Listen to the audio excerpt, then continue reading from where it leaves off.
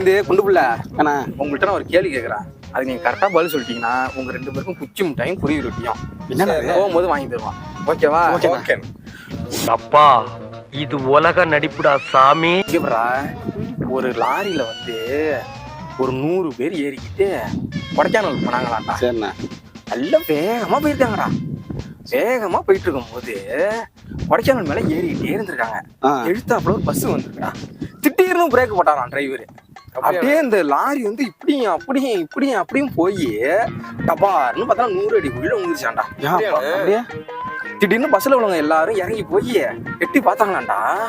அந்த லாரியில இருந்து ஒரே ஒரு லைட் மட்டும் அணைதான் ஆஃப் ஆகுதான், அணைதான் ஆஃப் ஆகுதான்.